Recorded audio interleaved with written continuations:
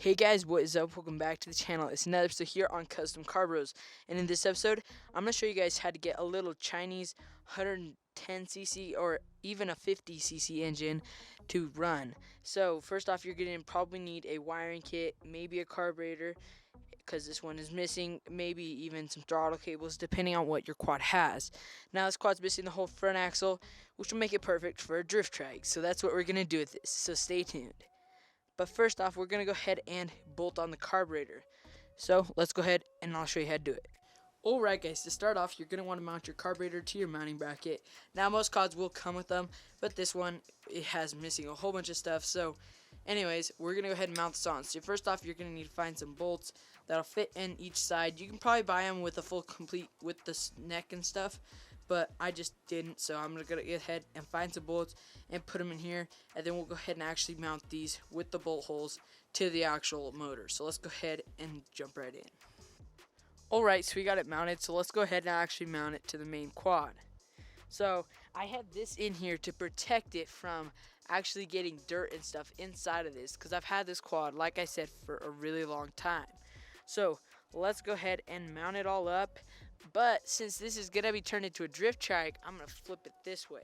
Now, most regular quads are probably going to run it this way, but this time I'm going to run it this way. Maybe if it'll work.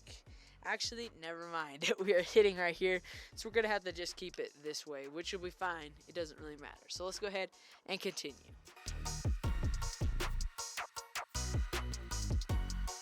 Alright guys, now that we've got the carburetor mounted, we're going to have to start routing up this mess of wires, but don't worry, I'm going to show you step by step through the whole thing. So let's go ahead and continue. So when you first see this, you might be all confused and like, how on earth am I supposed to know where everything goes? That's why you watch this video, because I will show you guys exactly where everything goes and how it all wires up so you can get your quad running quick. So first off, this is the electric starter. You push this button and it starts the quad, and this is your emergency kill switch. So I'm going to go ahead and just slip it right here for now, because we don't actually have handlebars. This will be a nice spot to just test turning it on and off. Alright, so secondly, you've got your spark plug wire, which this one is missing a spark plug, so we'll get to that a little bit later. It just goes like around this area right here into this hole. So if yours doesn't have this hole here, it might be a different quad. Just look around. This kit also comes with a key, but like I said, we don't have a handlebar or anything really that we're going to mount it to.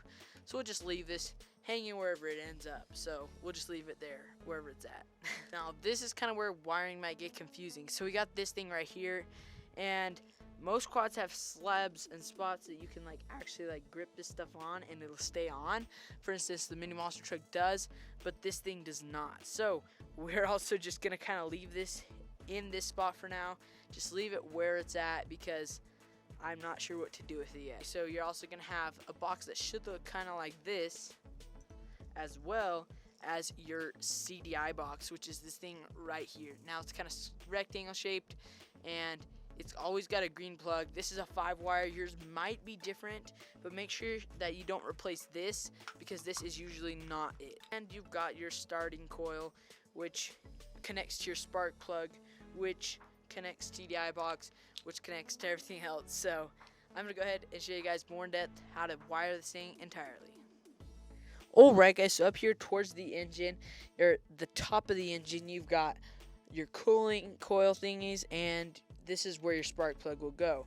Now if your spark plug's already in, you should just see a wide end like this, and make sure that you do not just put any spark plug in. Make sure you get the exact one if you're using it. Usually Chinese quads are usually the same. Like this one is also linked in the wiring kit, so if you get the wiring kit, you can get the spark plug as well. Make sure you tighten these up really tight though. Use a wrench and get it really good. Okay, now once you're snug, you can reach over to your wiring stuff, and you should find something. Oops, you guys are hooked on it, but you should find a spark plug thing that looks kind of like this, kind of got a weird shape.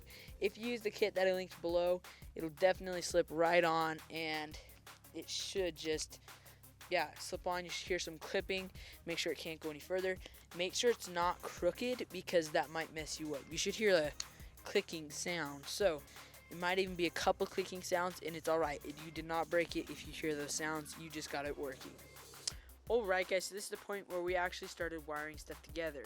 So you're going to have a red wire that looks like this, and down here, this wire actually connects to a fuse, which is in this clear housing, and this is the positive terminal for your battery.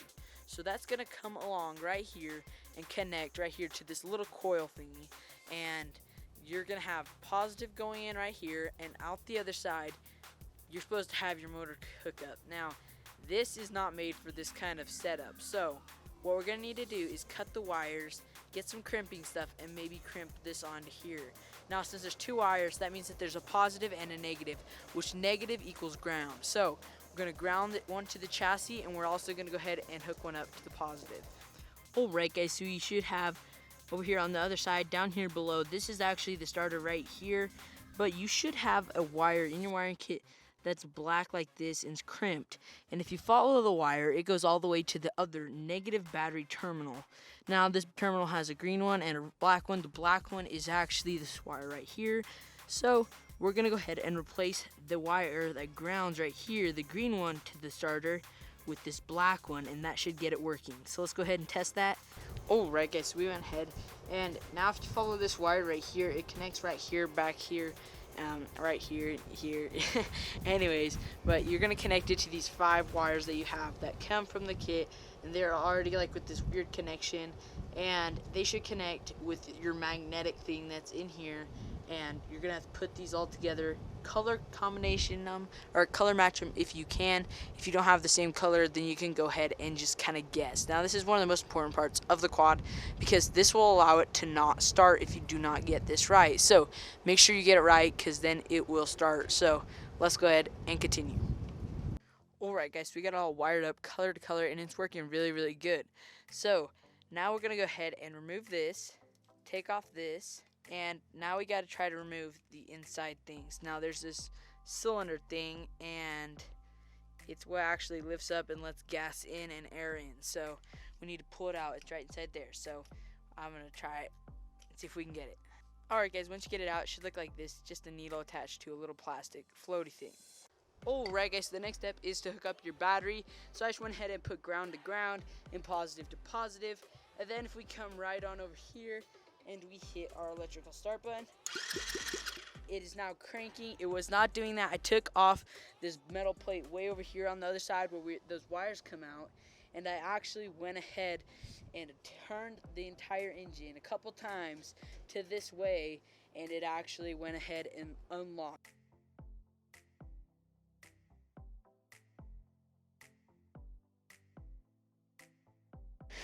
Alright guys, so we got it all set up, but we tried it on the other quad and it didn't run. So this is a different quad. I think it's a 2-seater. But anyways, we applied all the same principles and got it to run. Now, the reason the other one didn't run and the reason yours might not be running is actually because the engine might be seized. If you come over here and take off this metal cap right here and take off this plastic fan, you'll see this like nut right here. And if you take a wrench and you try twisting it, if the engine is twisting, if it starts twisting, try to tighten it and like turn it this way, and if it starts twisting, that means your engine is not seized. But anyways, I applied these principles and this thing got running really good, but now it's broken because it melted the carburetor. But anyways, hope you guys enjoyed. If you did, be sure to drop a like as well as a sub, because just like that, this video is over.